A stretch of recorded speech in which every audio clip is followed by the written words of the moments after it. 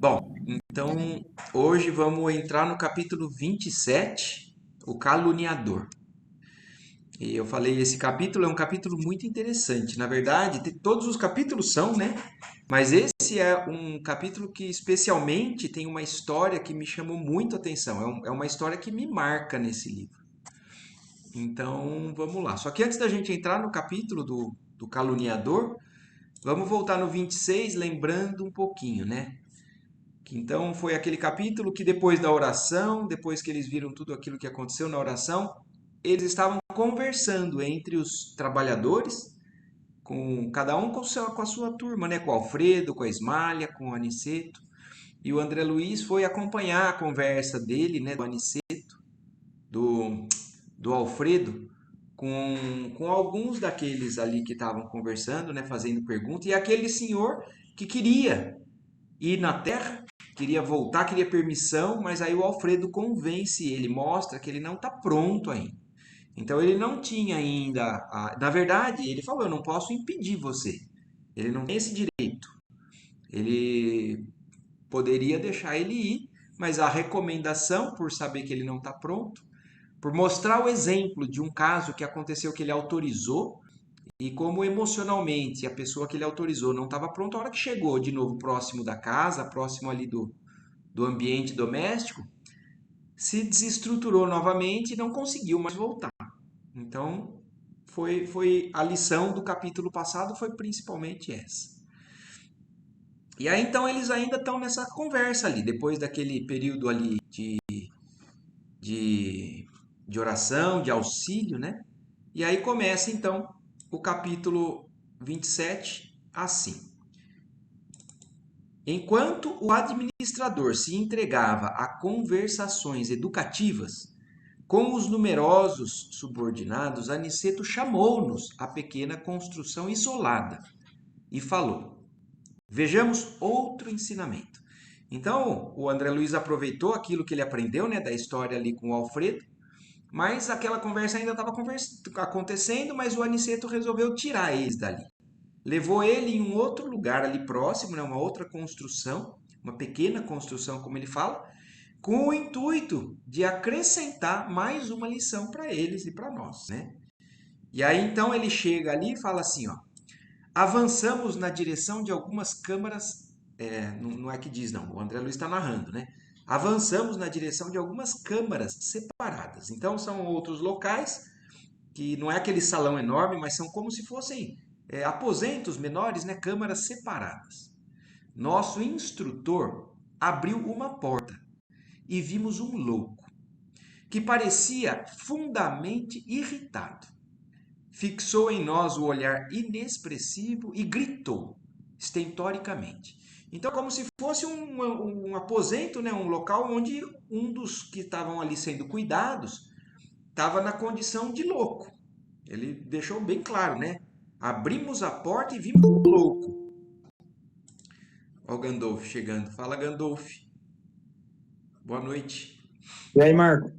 Boa noite, Tudo gente. bom? Eu não consegui entrar na semana passada, eu tô fazendo Enem, aí Não, na semana passada demorou mais, não eu tem acabei mais problema. tarde. Não tem problema. Depois você pega lá na gravação. E a gente Não, eu peguei. acabou de começar esse capítulo, Gandolf. É como eu falei, é um capítulo muito importante do livro e muito interessante. E eles estão ali ainda dentro ali daquele ambiente lá do posto de socorro. E o Aniceto está levando eles para aprender mais, né? E foi mostrar um caso específico. E abriu uma porta de um ambiente, um quarto, né? E diz que ali naquele local, naquele quarto, tinha um louco que estava muito irritado e olhou para eles, né, quando abriram a porta e gritou estentoricamente. Aniceto, porém, adiantou-se e cumprimentou-o, atencioso.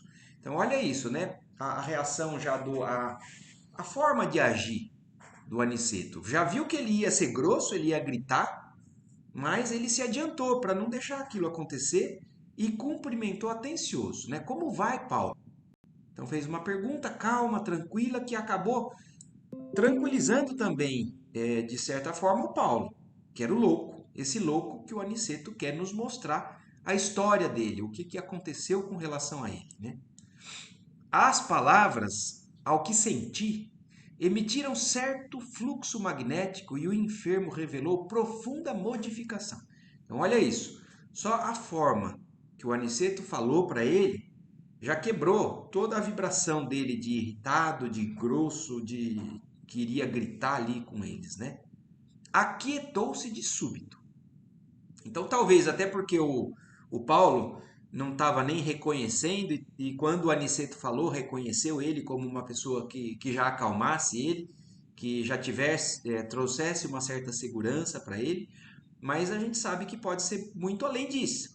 O simples fato de você não se defender de maneira agressiva, quando alguém vem de maneira agressiva, já muda completamente o quadro na situação. E então, mostrando isso, né, que as palavras emitiram um fluxo magnético ali no ambiente que aquietou aquele louco, né, o Paulo, de repente. E aí ele ainda continuou. Tem sentido melhoras, Paulo? Perguntou o nosso orientador bondosamente, tocando no ombro.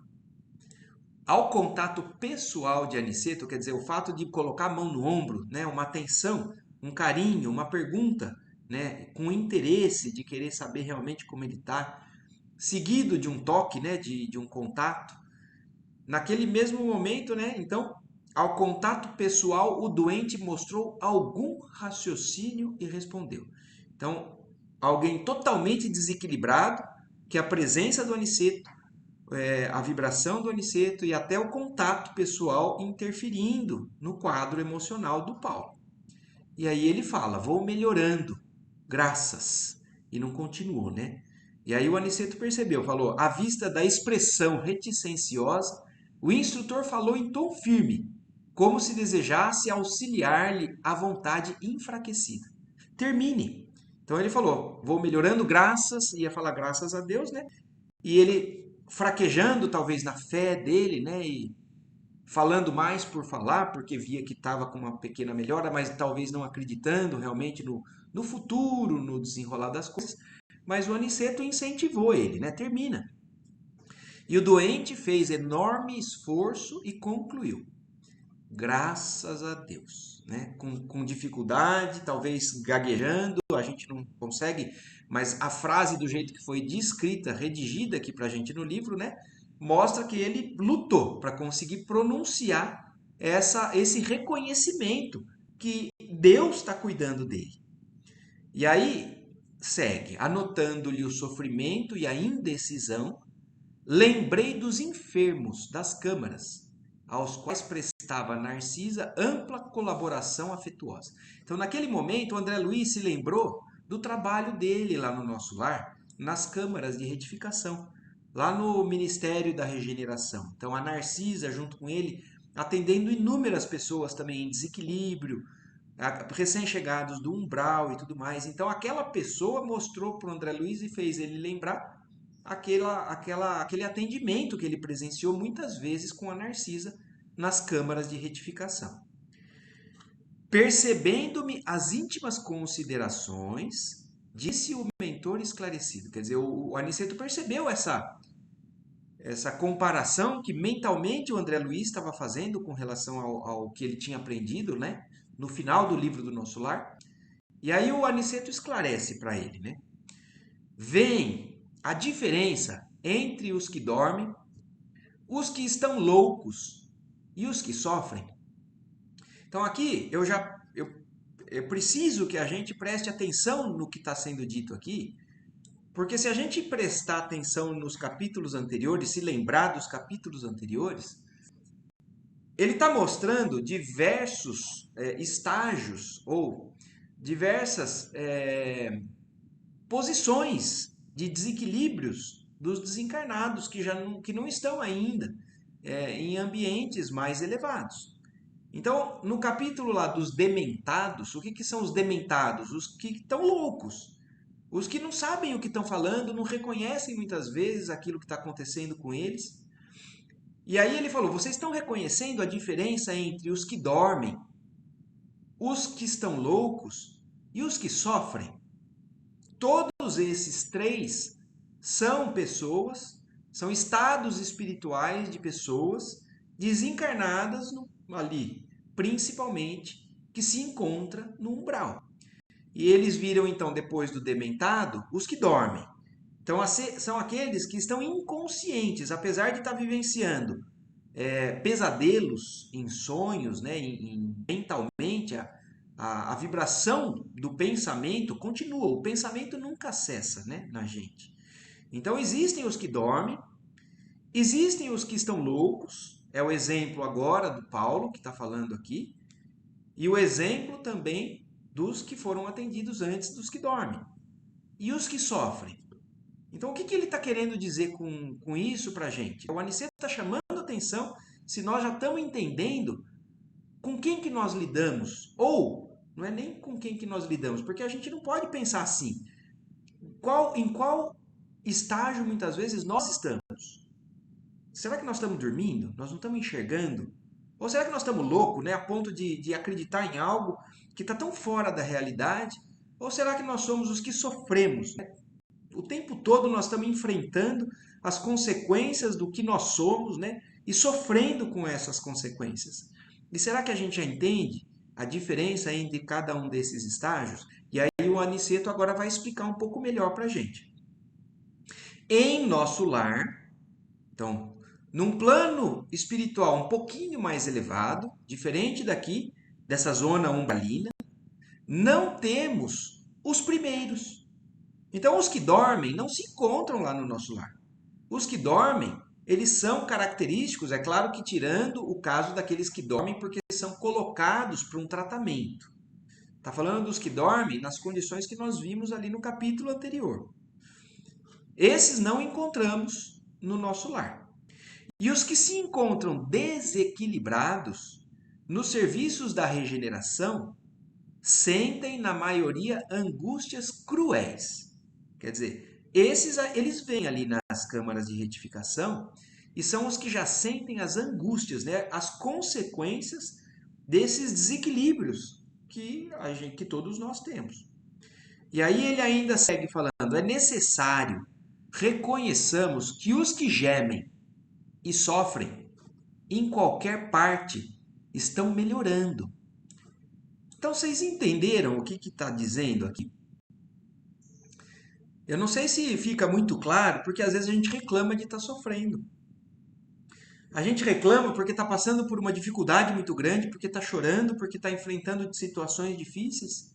Mas dentre todos os que estão ali, que eles estão tratando, ou que estão tentando ajudar, tratando, os que sofrem, os que gemem e sofrem, são os que pelo menos já estão melhorando. Porque os que estão loucos e os que estão dormindo estão praticamente estacionados ali, caminhando num passo de uma lentidão muito grande, muito distante alguns de enxergar, de despertar. Mas os que sofrem são aqueles que já tomaram conhecimento daquilo que não está legal, daquilo o que precisa ser mudado. Então, se a gente se cair na real, né, na verdade, porque nós todos que estamos aqui na Terra não estamos em condição de mundos elevados, senão a gente não estava aqui. Então, se todos nós estivermos sofrendo, nós já estamos em condição melhor do que aqueles que estão totalmente enlouquecidos, estão totalmente fora da razão, ou aqueles que estão totalmente cegos, dormindo, sem conseguir enxergar nada ou sem conseguir andar nenhum passo à frente. E aí ele segue ainda explicando essa questão do sofrimento. Toda lágrima sincera é bendito sintoma de renovação. Então, mas é claro que ele também acrescenta uma palavrinha aqui, ó, que muda muito.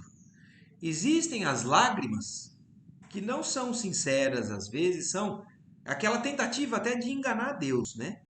Mas toda lágrima sincera é um bendito sintoma já de renovação, de um reajustamento, de uma procura de melhoria. E aí ele ainda continua.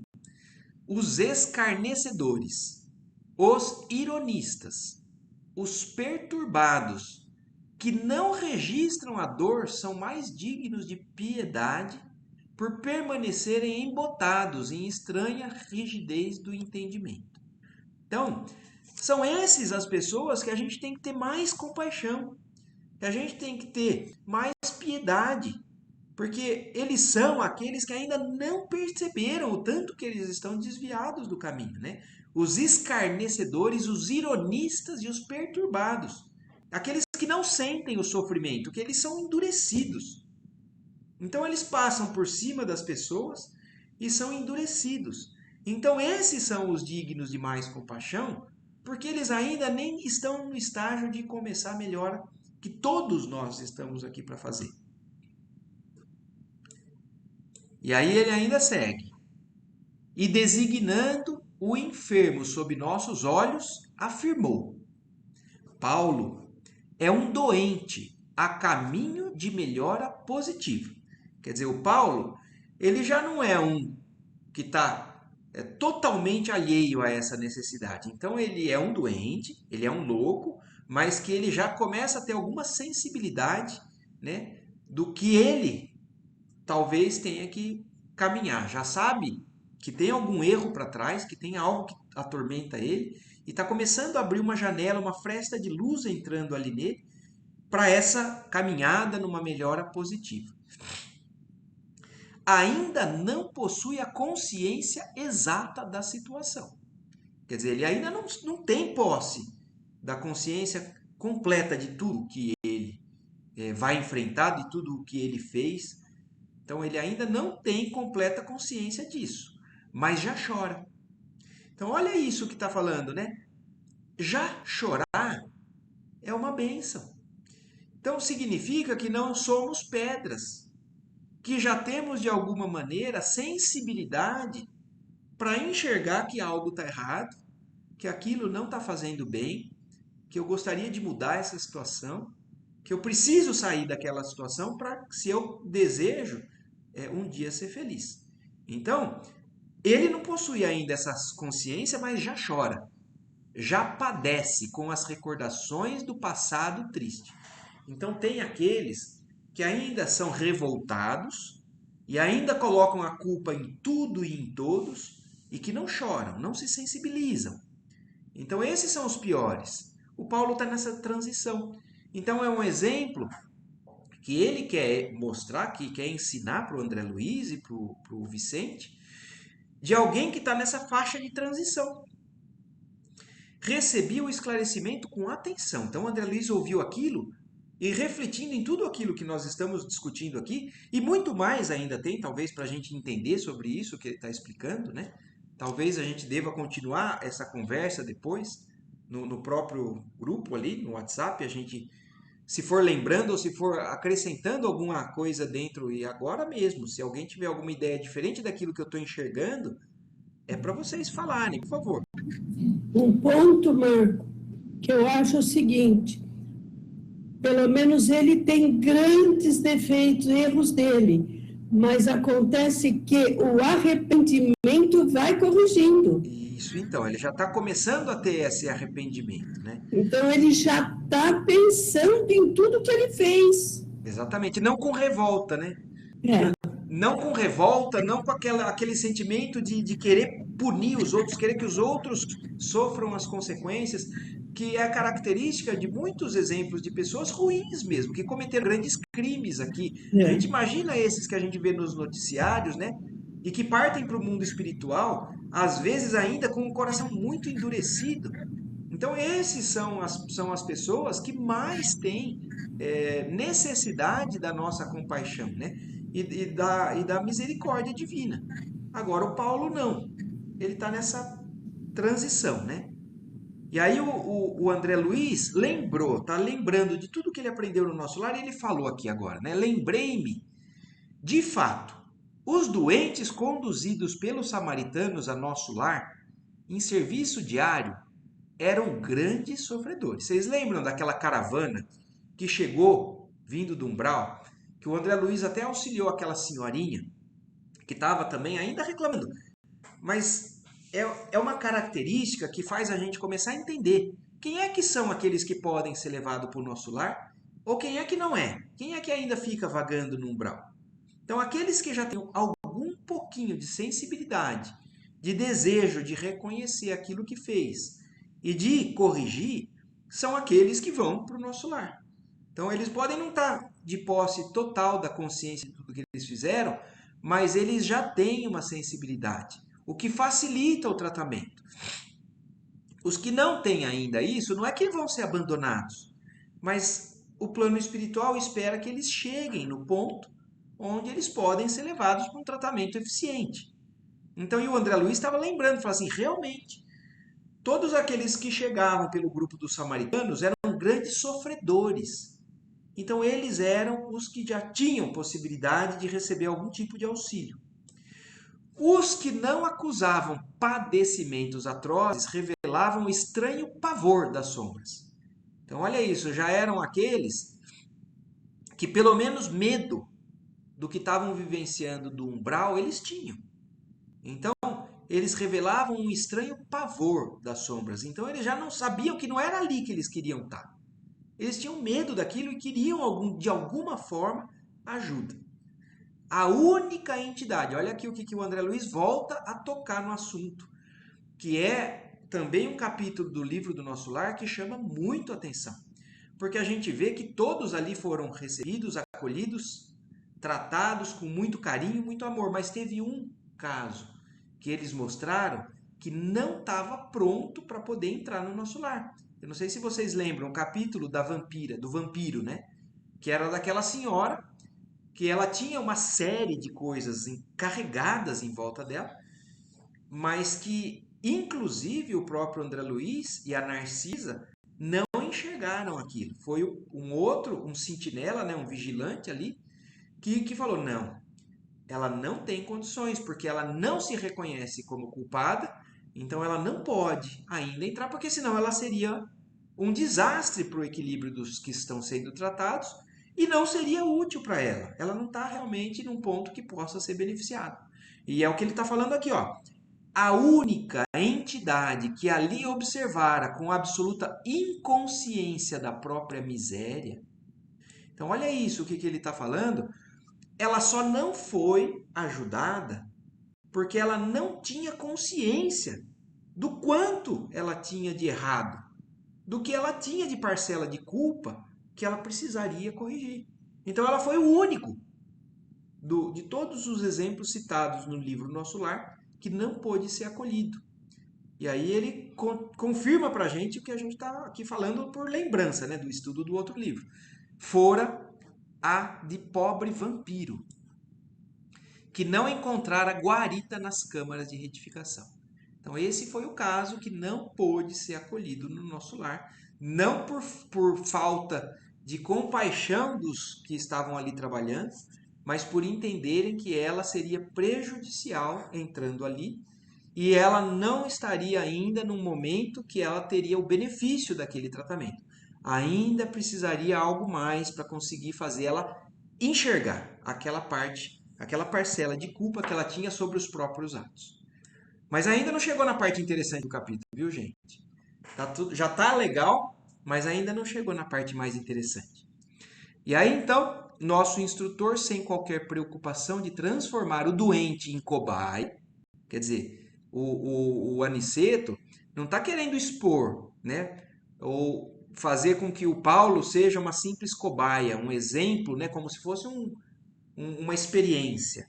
Ele falou com todo carinho, mas ele recomendou agora ao André Luiz e o Vicente, concentrem no Paulo a capacidade de visão. Então, a mesma coisa que eles fizeram com aquela senhora, que o André Luiz conseguiu entrar no pensamento dela e ver o que ela tinha feito na última encarnação, aquele pesadelo dela. Agora o Aniceto está pedindo para que eles entrem na cabeça, na mente, no pensamento do Paulo. Estimulado pela experiência anterior, fixei nele todo o meu potencial de observação.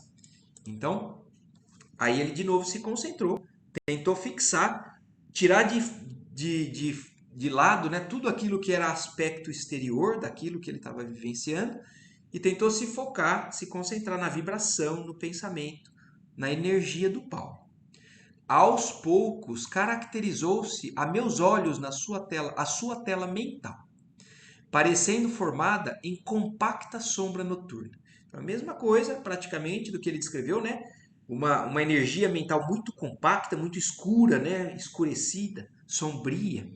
E o André Luiz mostrando a capacidade que ele já está tendo realmente de conseguir fazer esse exercício, essa análise das pessoas, né? Dos irmãos que eles estavam ali tentando cuidar. Com surpresa, divisei formas diversas que se movimentavam. Então ele começou a ver a mesma coisa que no caso da dona Ana, né? Ele via movimentos ali dentro da. Então ele começou a entrar como se fosse dentro do filme, do pensamento do Paulo. Vários vultos de mulher ali surgiam, despertando-me enorme admiração. Então ele viu que várias entidades femininas, né? Várias mulheres passando pela cabeça do Paulo. Entre eles reparei o de Ismalha, como que doente, enfraquecida e ansiosa. Então, dentre essas mulheres ali que estavam passando pela cabeça do Paulo, uma delas era Ismalha, mas não é a Ismalha que o André Luiz conheceu, aquela Ismalha firme, forte, iluminada, né? É uma Ismalha doente, enfraquecida e ansiosa. Alguns homens passavam, igualmente mostrando desesperação. Então a gente anota que na visão, né, mental do Paulo, todo mundo ali estava sofrendo, desesperado, ansioso, doente. Os homens passando como as mulheres, desesperados. E aí o André Luiz fala, e notei nessas imagens o próprio Alfredo, a evidenciar cansaço e extrema velhice prematura. Então, olha o que o André Luiz está descrevendo. Na mente do Paulo estava a Ismália e o Alfredo. Então, os dois que hoje estão ali quase que sendo os responsáveis por cuidar de todo mundo, fazem parte da energia mental do Paulo. E aí ele ainda segue descrevendo o que ele está vendo ali na cabeça do Paulo. Vozes misteriosas se faziam ouvir. Sobre Paulo choviam maldições e blasfêmias. Então, olha isso, todo mundo agredindo Paulo verbalmente, né? Amaldiçoando ele. Falou assim, vai. A gente imagina o que é uma maldição, né? Você tem que ir para o inferno, você tem que.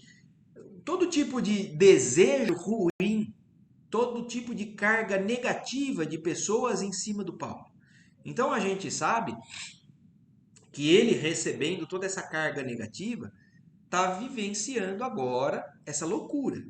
E também nós sabemos que ninguém passa isso sem ter tido algum tipo de participação naquilo que está acontecendo. Então não é porque as pessoas estão desejando que ele sofra, é que ele está sofrendo de graça. Então as pessoas que ele está ali vivenciando, provavelmente ele fez alguma coisa por elas e elas estão vibrando negativamente para ele. As mulheres pareciam acusá-lo clamorosamente. Os homens davam ideia de perseguidores ferozes, ocultos no mundo interior daquele enfermo estranho. Então, as mulheres acusando ele e os homens perseguindo ele. Então, já dá para a gente ter uma noção que provavelmente o Paulo era uma pessoa que prejudicou inúmeros relacionamentos, né? E as mulheres, então, ali acusando ele por ter desviado, prejudicado, de alguma forma, feito algum mal para elas. E os homens perseguindo ele, querendo ir atrás dele para fazer justiça, para bater, para matar. Já está morto, né? No plano encarnado, ele não faz mais parte, mas é como a gente já viu. A mentalidade continua igual. Para eles são pessoas que precisam de vingança, precisam fazer ele pagar por aquilo que ele fez. Então a gente está tendo uma noção do que é no mundo espiritual as consequências dos atos que a gente faz para as pessoas quando a gente está encarnado. A gente prejudica, a gente acha que depois da morte está tudo resolvido, mas não, essas pessoas procuram a gente. As pessoas que não perdoam, que se sentem prejudicadas, elas vão seguir por uma questão de sintonia.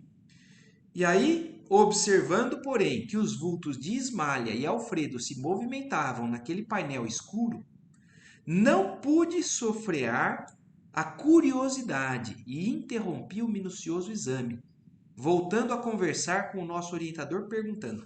Então, olha isso, quando o André Luiz percebeu a presença de duas pessoas que ele conhecia ali dentro da cabeça do Paulo, ele perdeu um pouco a concentração, despertou, como ele falou, né, uma certa curiosidade, e falou assim, mas o que é isso? Por que eles estão aqui dentro desse pensamento, da energia do pensamento do Paulo? E aí ele saiu daquela concentração e perguntou para o Aniceto, como explicar o fenômeno? Estou assombrado. E aí, antes, porém, que pudesse expressar maiormente o espanto que me dominara, Aniceto ajuntou. Quer dizer, o Aniceto, antes dele deixar ele continuar, já foi explicando. Já sei. Admira-se da presença de Ismália e de seu marido nas reminiscências do enfermo. Então, o Aniceto já era isso mesmo que ele queria, provavelmente. Além de explicar a questão dessa diferença entre os que dormem, os que estão loucos e os que já sofrem, né?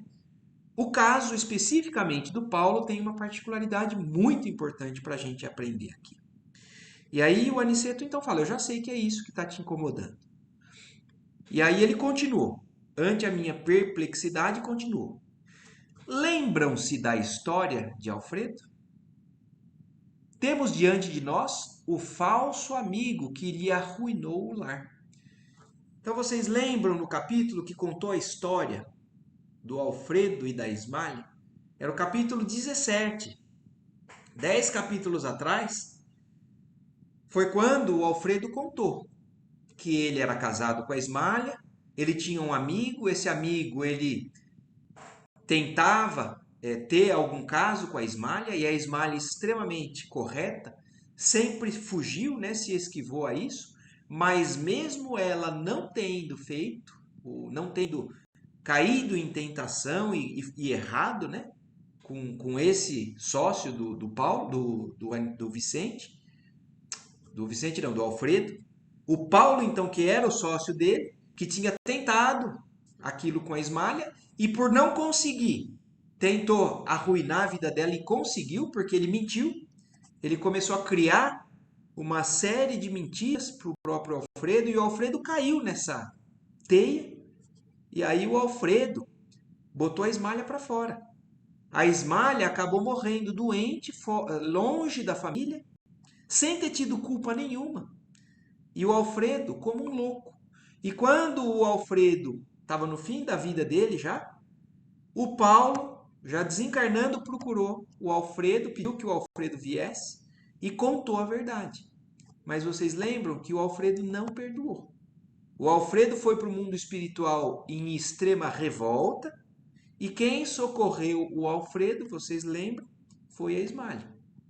Então, mostrando o quanto a Ismália é um espírito mais elevado, né? Além de sofrer calúnias e uma série de problemas, ela ainda não quis prejudicar o Paulo, sofreu as consequências. O Alfredo desencarnou extremamente desequilibrado e ela ajudou ele. E agora eles estão conhecendo aquele que causou tudo aquilo para o Alfredo e para a Ismália. E olha que ele está ali nas dependências do próprio Alfredo.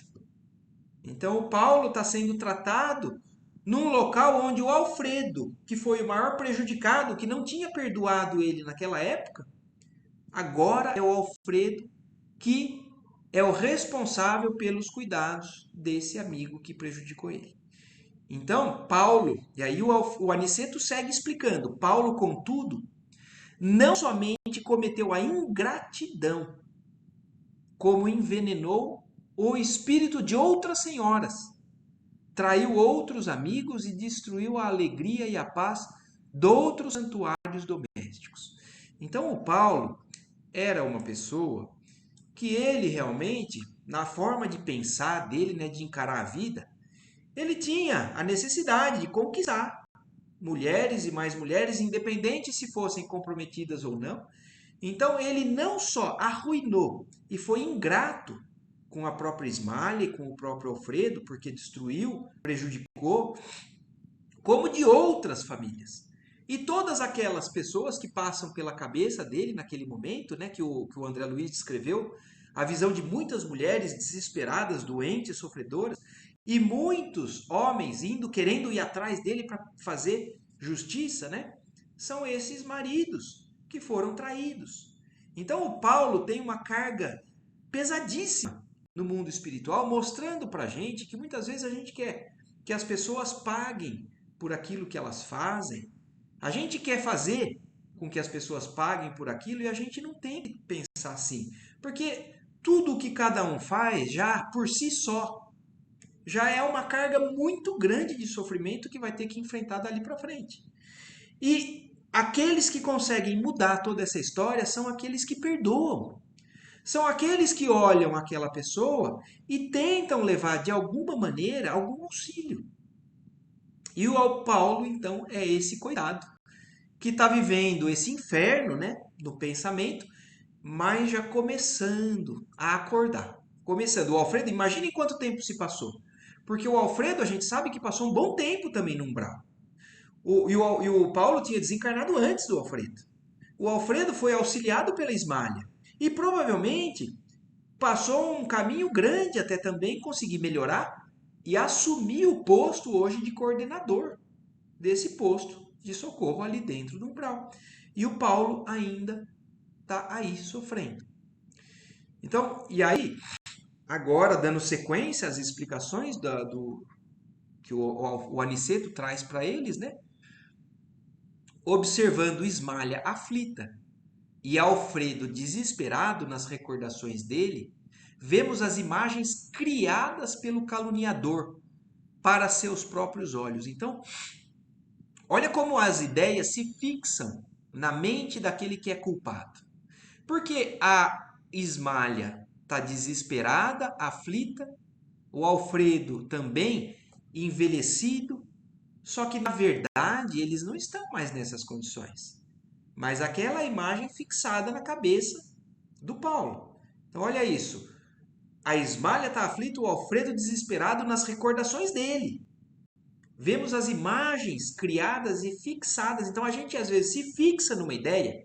Por exemplo, às vezes a gente se fixa na ideia de que alguém é ruim. De que alguém fez alguma coisa ruim pra gente e a gente não consegue perdoar e a gente fica com aquilo. Aquela pessoa é ruim, aquela pessoa é ruim, aquela pessoa é ruim. E aquilo fica fixado na nossa mente. Ao passo que aquela pessoa está caminhando também. Às vezes aquela pessoa está aprendendo, está evoluindo. E nós estamos fixados num pensamento querendo que ela pague por aquilo que ela fez. E como a nossa forma de enxergar prejudica, às vezes, o nosso próprio estado. Então a pessoa pode ter errado, mas ela está tentando e ela está caminhando. Mas nós não. Às vezes nós estamos fixados naquilo.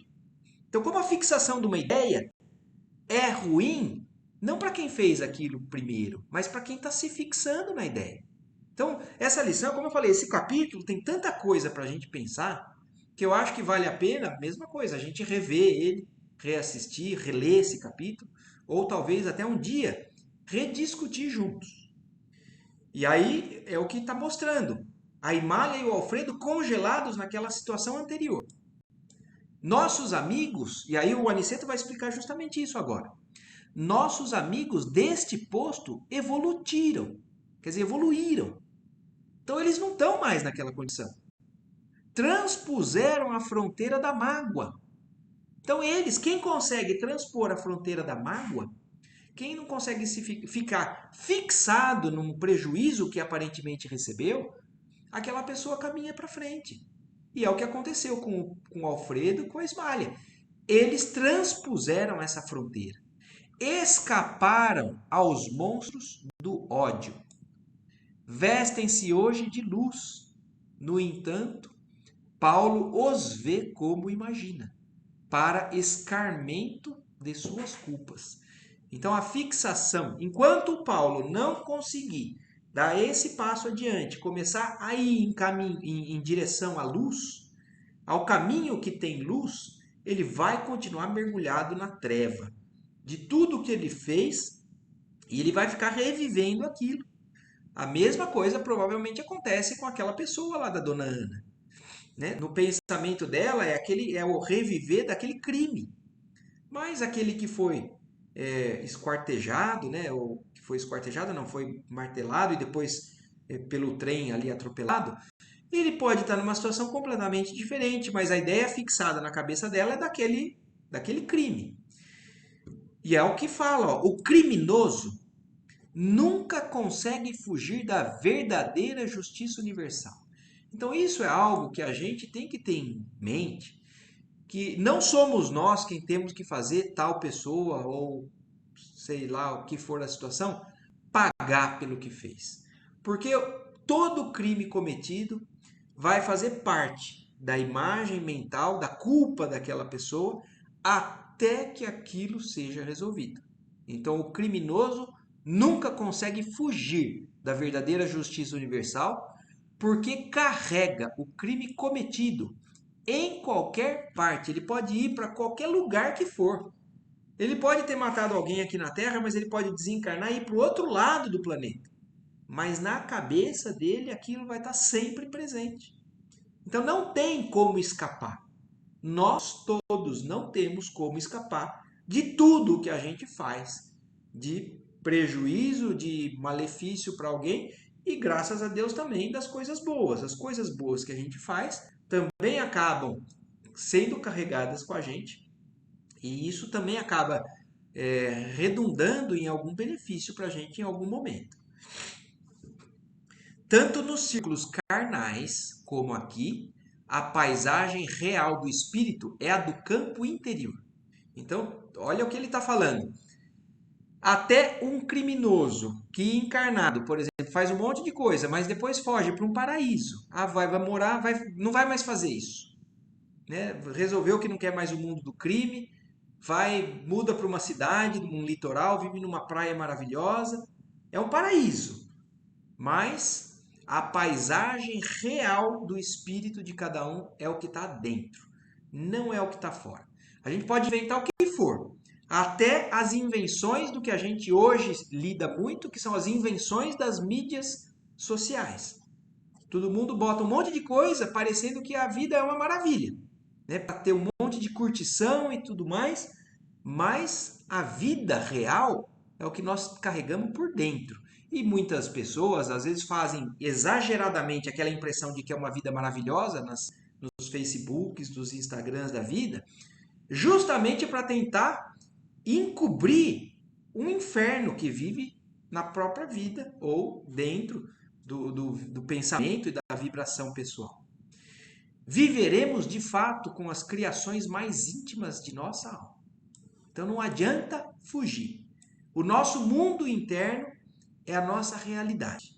Não adianta ir para lugar nenhum. Enquanto a gente não encarar aquilo que nós somos, não enxergar e não tentar corrigir, nós vamos continuar na mesma. Reparando-me a dificuldade para compreender de pronto, Aniceto prosseguiu depois de um pequeno intervalo. Então o André Luiz ouviu tudo aquilo, mas ainda não tinha entendido muito bem, estava com uma certa dificuldade. E por isso o Aniceto resolve explicar. Para melhor elucidação, recordemos a crucificação do Mestre Divino. Então, olha o exemplo que o Aniceto vai dar agora. Jesus foi crucificado. Jesus padeceu na cruz, pregado com uma coroa de espinhos, porque nós, a humanidade, e a gente não pode falar que não fomos nós, não, porque nós não sabemos que lugar que a gente estava naquele momento. E muitas vezes a gente ainda faz coisas que são completamente contraditórias ao que Jesus nos ensina. Então nós, sim, botamos ele na cruz. E o que o Aniceto vai querer mostrar para a gente com isso, né? Porque ele está dando esse exemplo. Sabemos que Jesus penetrou na glória sublime logo após a suprema dor do Calvário. Então, nós todos sabemos que Jesus sofreu na cruz, mas que logo depois que ele desencarnou, ele estava de novo próximo de Deus, na sua glória sublime, com toda a luz, toda a liberdade, todo o paraíso que ele sempre carregava dentro dele. Então, aquilo que é externo não prejudicou Jesus. fez ele padecer o sofrimento da carne, mas o Espírito de Jesus continuou naquela energia sublime que ele sempre esteve. Então, olha o que o Aniceto está falando. Nós sabemos disso, que Jesus, se logo que desencarnou, estava nessas condições. Entretanto, estamos ainda a vê-lo frequentemente pendurado na cruz. Não é a ideia que nós criamos? Por que a gente insiste em ver Jesus na cruz, se ele no segundo seguinte já não estava mais? É porque nós ainda estamos nessa vibração. É porque nós ainda carregamos culpa. É porque nós ainda não estamos fazendo o que Jesus mostrou de caminho para a gente. Então, quando a gente ainda se fixa demais no sofrimento de Jesus, apesar de Jesus ter mostrado a ressurreição dele, a luz dele, é porque nós ainda estamos fixados naquele mesmo tipo de culpa. Então, olha isso. Estamos ainda a vê-lo frequentemente pendurado na cruz, martirizado pelos nossos erros, flagelado pelos nossos açoites, porque a visão interior a isso nos compele. Então, ainda é um reflexo do nosso mundo interior.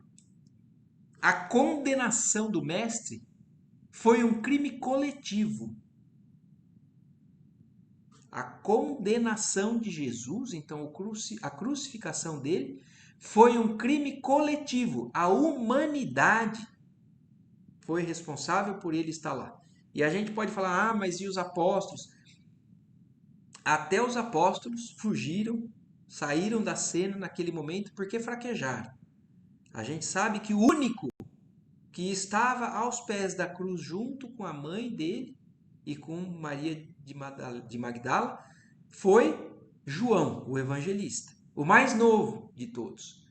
Então, nós não podemos falar, não, nós estamos bem. Nós temos que fazer uma análise constante. Que tipo de discípulo eu estou sendo de verdade? Né? Então, a condenação do Mestre foi um crime coletivo. E esse crime estará conosco até ao dia em que nos vestirmos na divina luz da redenção. Quer dizer, um dia nós vamos sair disso. Nós vamos começar a enxergar tudo, toda a bênção que Jesus nos trouxe, né? Mas nós vamos ainda estar carregando todo esse sofrimento, toda essa energia negativa, até o dia que a gente resolver abraçar a luz que ele veio nos trazer. Então, enquanto a gente está reclamando, se revoltando, carregando tudo que é de ruim, a gente está botando para fora o nosso mundo íntimo. E a gente ainda está vendo Jesus crucificado. E assim, impossibilitando a nossa caminhada com essa luz que foi aberta para a gente, escancarada para a gente há 2000 anos atrás. Então, enxergar as pessoas como a gente quer, como Jesus quer que a gente enxergue, levar algum tipo de auxílio, sempre da melhor maneira que a gente possa. Então, tudo isso ainda faz parte do nosso aprendizado. Tudo isso faz parte da nossa condição ainda. O nosso mundo íntimo é o que nós colocamos para fora nas situações em todo dia da nossa vida. O esclarecimento não poderia ser mais lúcido. Sentia-me diante de nobre revelação. O dever possui as bênçãos da confiança, mas a dívida tem os fantasmas da cobrança. Então, tudo o que nós fizemos, que nos comprometeu no passado, nos cobrará até o dia que nós resolvermos encarar esse dever e receber essas bênçãos, né, da confiança divina para que a gente possa resolver esse assunto que nós temos do passado, que a gente não sabe. Mas a gente sabe que nós, se hoje nós somos melhor do que ontem, e hoje a gente sabe que a gente não é tão bom assim, imagina o tanto de coisa que a gente fez no passado. Então a gente tem que ter claro isso, que nós somos cheios de dívida do passado e ainda dessa encarnação também. Então, enquanto nós ficarmos cada vez mais presos, né, a essa culpa, a essa dívida, nós vamos ficar com essa pendência. A hora que nós resolvermos abraçar o dever a ser caminhar adiante, nós vamos conseguir nos desvencilhar dessas teias que nós mesmos nos enroscamos, né? Então ele explicou isso, né? Tornou o generoso mentor com grave acento. Readquirindo a serenidade, interroguei. Mas Paulo veio ter casualmente a esse posto? Então olha agora a dúvida do André Luiz. Aquilo que eu falei, mas nossa, o Paulo está ali. Justamente no meio de um campo espiritual muito grande, o Paulo está justamente enlouquecido, sendo cuidado pelo Alfredo e pela Ismália. E o que o André Luiz está com dúvida é isso. Será que foi ao acaso que ele veio parar por aqui? E o Aniceto respondeu bem categoricamente, não. Respondeu Aniceto atencioso. Foi trazido pelo próprio Alfredo, que se sentiu necessitado de disciplinar o coração. Então, olha isso. O próprio Alfredo, que foi quem não conseguiu perdoar ele quando recebeu a notícia, foi quem padeceu no umbral por muito tempo, viu que ele tinha que perdoar, mas ele ainda não quer dizer que isso foi conseguido de um momento para o outro. Deixando muito claro para a gente que as coisas não acontecem como milagre. O Alfredo trouxe o Paulo para os seus cuidados porque ele sentiu a necessidade de disciplinar o próprio coração. Então ele reconhece que ele já tem que melhorar, mas ele ainda tem que exercitar isso para que isso se consolide. Então ele trouxe para perto dele aquele a quem desperta as piores sensações, que foi justamente o responsável pela ruína da encarnação dele. Então o próprio Alfredo foi quem trouxe o Paulo para aquele lugar. Nosso amigo que hoje dirige essa casa de amor desprendeu-se do mundo sob intensa vibração de ódio e desesperação. Então, aquilo que a gente já falou aqui, né? Lembrando o caso dele. Ele hoje tem essa necessidade de domar os próprios sentimentos. Mas ele, quando desencarnou, estava com ódio. Desesperado e com vibração de ódio. Sofreu muitíssimo nos primeiros tempos, embora nunca fosse abandonado pela dedicação da abnegada companheira. Então, olha isso, ele sofreu muito, mas a Ismália, por ser um espírito já extremamente seguro, firme, equilibrado e em condições, ela nunca deixou de levar o auxílio para o Alfredo. Alfredo, todavia, não pôde ver Ismália enquanto não se desvencilhou das baixas manifestações do rancor. Então, aquilo que a gente aprendeu também inúmeras vezes aqui nos capítulos. Não quer dizer que aquele que está ali no umbral, ele não está sendo abandonado, ele está sempre com alguém auxiliando por perto, apesar de não enxergar isso, porque ele estava numa vibração tão ruim que ele não percebia a presença da Ismália ali. Socorrido em campo da paz, compreendeu as próprias necessidades. Então aqui, ó, eu acho que isso tem que ficar muito claro para a gente. Esse é o ponto que divide os espíritos que conseguem ser ajudados daqueles que ainda vão vagar por muito tempo. Então, no momento em que ele compreendeu as suas necessidades de melhora, ele conseguiu ser socorrido no campo da paz. O que ainda não reconhece que tem culpa em determinadas circunstâncias, determinadas situações, ele não consegue ser auxiliado. É o exemplo do vampiro. Aquele que teve que ser afastado por algum tempo do nosso lar, para que depois ele pudesse retornar quando tivesse receptivo. Tão logo adquiriu mérito, então olha aqui, ó, aí sim, quando ele adquiriu algum mérito, intercedeu pelo amigo infiel, buscou em recanto abismal e tão nobremente se dedicou ao aperfeiçoamento de si mesmo que conquistou a posição de administrador de um posto de socorro. Então está mostrando a trajetória do Alfredo, que a gente está aqui tendo o exemplo descrito no livro de maneira muito resumida, mas foi uma luta enorme. O Alfredo sofreu, reconheceu que precisava melhorar, buscou auxílio. A partir do momento que ele conseguiu algum mérito, ele já tinha trabalhado por algum tempo, conquistando alguma coisa, aí ele foi atrás do Paulo. Olha isso, numa zona abismal, ele estava nas trevas profundas, o Paulo. E o E o Alfredo foi atrás dele. E aí, por isso que hoje o Alfredo, apesar de ainda ter muita coisa para consertar, ele consegue já estar nessa posição, né, de administrador de um poço de socorro no meio do umbral. Então não quer dizer que ele está bem, mas ele está no caminho.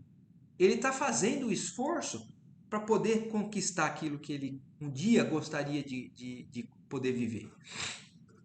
E aí depois que ele socorreu, trouxe o tutelado em sua companhia e trata-o como irmão atualmente.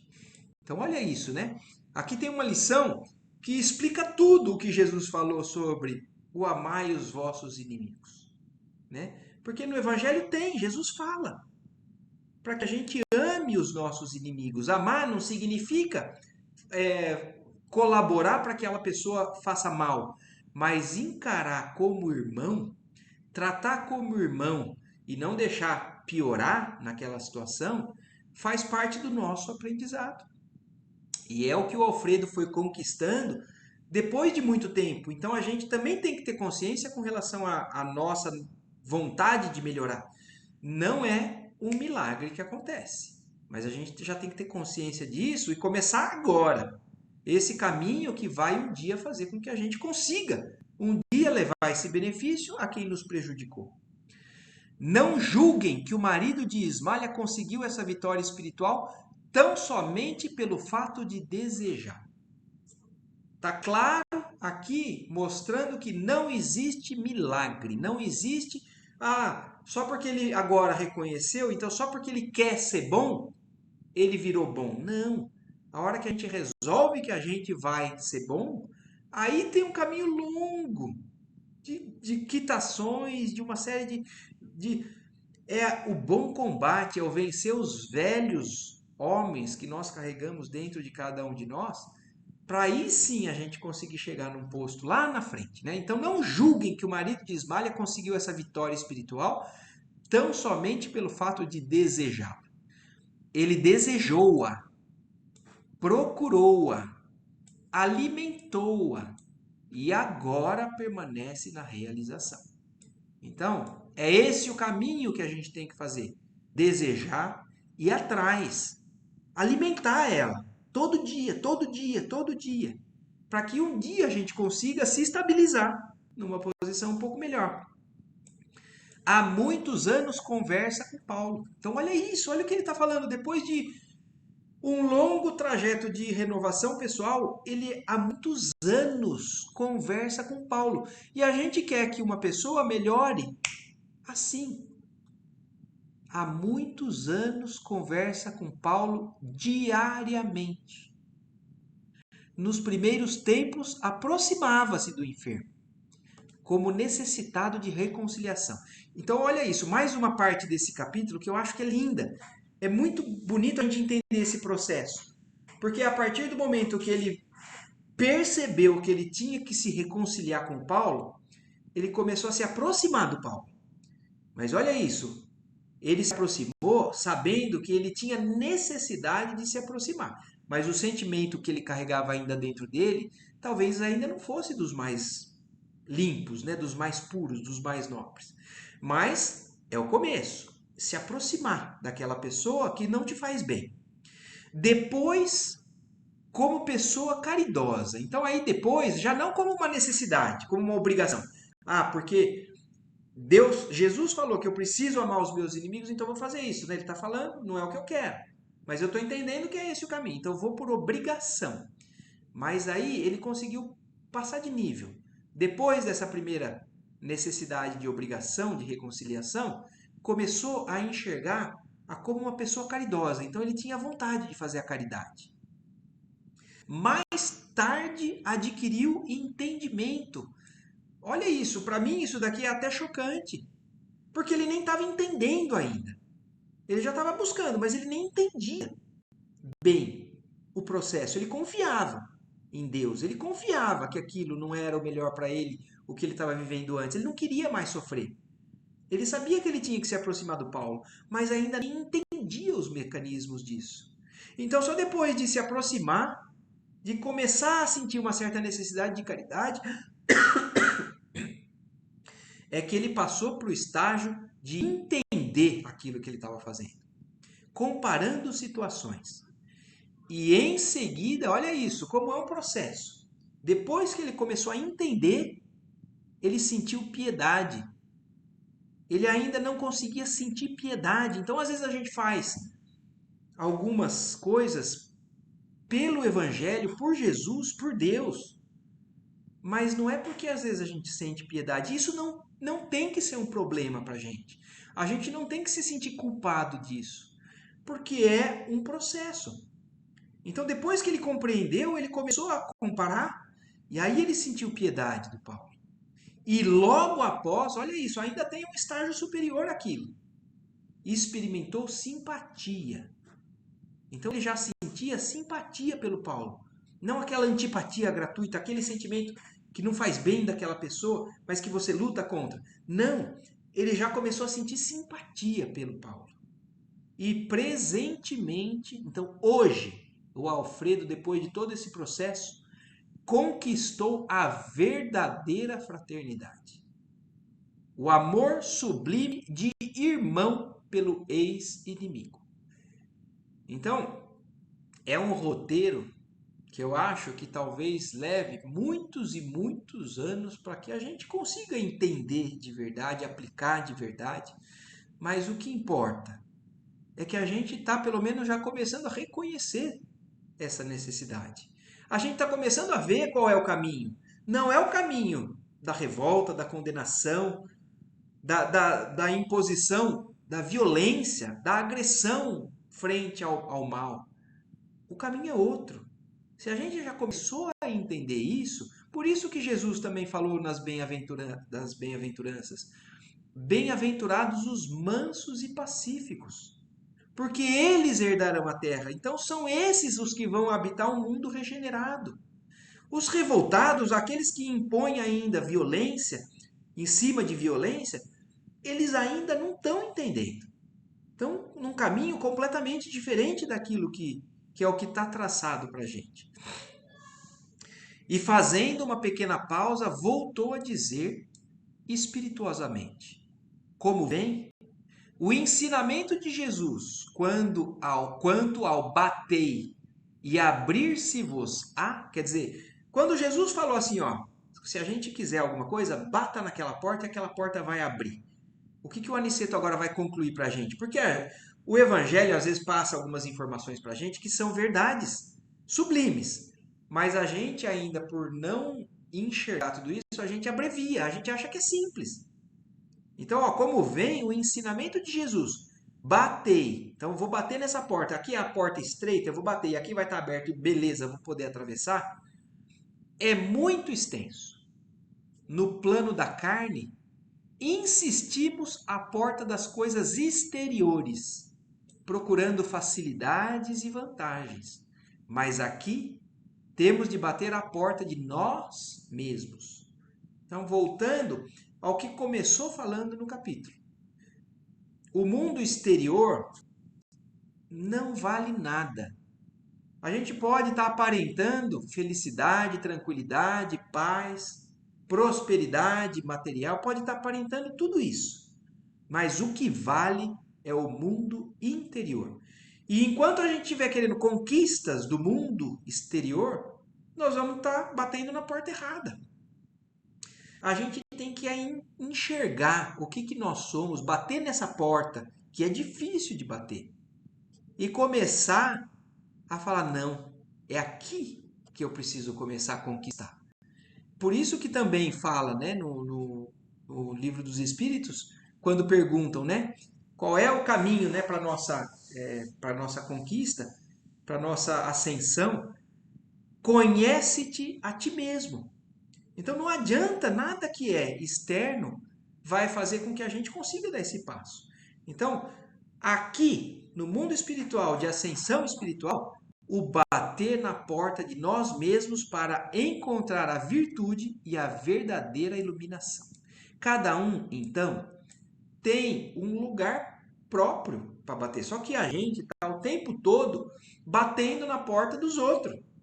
Falando assim, ah, você viu o que você fez? Olha isso, olha aquilo. se preocupando o tempo inteiro com o defeito dos outros e se esquecendo que a nossa responsabilidade é com os nossos defeitos.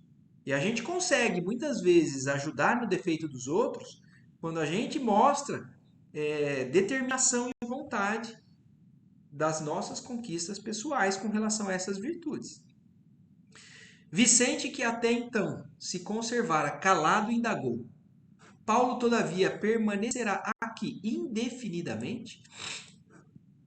O Vicente aqui está perguntando, né? Porque se está falando que o Paulo está indo conversar com ele há anos, diariamente, o Vicente está falando, mas e aí? Vai ficar nessa situação indefinidamente? Ele vai continuar nessa mesma condição? E olha agora a conclusão do capítulo. Nosso instrutor fez um gesto significativo e concluiu: voltará breve à terra. Ismália tem feito a seu favor inúmeras intercessões e não deseja que ele, ao retomar a razão plena, se sinta humilhado com o benefício das próprias vítimas. Isso daqui também é uma lição que eu acho que a gente tem anos para entender isso daqui melhor. A Ismália está intercedendo por ele constantemente, está planejando, porque ele está melhorando, a gente viu. Ele está tendo uma pequena melhora. E no momento em que ele tiver em condições de tomar consciência de tudo que ele fez, olha o que a Ismália está se preocupando. Ela não quer que ele se sinta humilhado de enxergar que todos aqueles que ele prejudicou estavam agora tentando ajudar ele. Então ela está preparando uma reencarnação logo para ele na Terra, para que ele não seja pisado por aqueles que foram prejudicados. Então aquele que quer realmente ajudar alguém, ele não quer fazer com que a pessoa pague por aquilo. Ele quer que a pessoa melhore de verdade, se sinta bem, evolua, cresça, receba um benefício daquilo. Então a Ismália já está preparando uma forma de ele não se enxergar naquela situação. A hora que ele fala, puxa vida, foi para você, Paulo, e você está me ajudando? Foi para você, Ismália, eu fiz tudo aquilo e é você que está me ajudando? Então a espiritualidade superior não quer humilhar. Ela quer ajudar de verdade. E olha como que está sendo planejada a reencarnação dele. Uma das irmãs, que por ele caluniada no mundo, já voltou ao círculo carnal. Então, uma daquelas mulheres que correm ali nos pensamentos dele, que ele também tinha prejudicado, ela já estava de volta encarnada. E a abnegada esposa de Alfredo pediu-lhe que recebesse Paulo como filho, tão logo seja oportuno.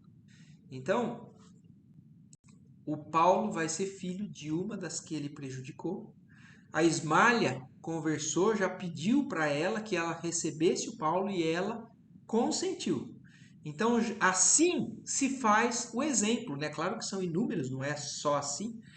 O exemplo de um preparo reencarnatório, de alguém que tem uma série de problemas de encarnações passadas e já está voltando como filho de alguém que ele prejudicou. Também isso mostra para a gente o quanto que muitas vezes um filho tem dificuldade com uma mãe ou uma filha com um pai, ou vice-versa. A gente não sabe que papéis estão sendo colocados numa nova encarnação, mas muitos dos que estão reencarnando numa mesma família, muitos são pessoas que têm dívidas no passado. São pessoas que se prejudicaram no passado. E agora, com a nova situação, o amor de um pai por um filho, de uma mãe por um filho, consegue ir quebrando isso do passado e colocando novos sentimentos. E é isso a maravilha da misericórdia divina com relação ao nosso processo de resgate e de evolução na nossa caminhada de ascensão espiritual. E aí termina o capítulo que eu falei, para mim é um capítulo marcante. Esse capítulo foi demais. Inclusive, a gente tem que pensar, estudar bem essa situação. Porque nós não sabemos se um caluniador foi meu filho. pois é. Não é? Então Vai, a vai, gente tem vai que saber. pensar É? e analisar. O que que eu não fiz para você na outra encarnação, mãe? Hã? Vai saber o que que eu fiz na outra encarnação para você. Pelo amor de Deus. Já pensou o que que eu fiz? É Aqui, amado. eu tô aguentando ela. Pois é. Mas é lindo esse capítulo, né? Então, Então, mas é alguém isso. tem alguma dúvida? Ficou alguma questão aí? Porque acho que é bom não ir com dúvida, mas novas ideias vão surgir depois desse capítulo na nossa vida, né? Então A vamos. Lela não está hoje. Depois a Lela vai ver. Só que Ai, ela vê. muito bonito foi esse capítulo. Então tá bom. Bem Que Deus interessante. abençoe a nossa disposição de estar aqui, que isso realmente acabe cada vez mais esclarecendo Nem diga. os nossos pensamentos, às vezes fixados também, né? Porque a gente tem isso. Não, a gente tem que pedir para Deus para que a gente comece cada vez mais a enxergar. Por isso que é a lição no Evangelho também, né? Que eu veja. Porque quando o cego pede a Jesus que eu veja, a maior lição não é da visão do mundo material, da visão física dele. Não É a é. visão espiritual que a gente tem que pedir o tempo todo, porque nós todos somos cegos. Nós temos que Exatamente. pedir isso. Que Deus que nos proteja. Deus que nos ilumine. Amém. Vamos descansar todos vocês. Amém. Boa Amém. noite, Gandolfo. Boa noite Um para beijo para todos. vocês todos. Fiquem com Deus. Tchau. Tchau.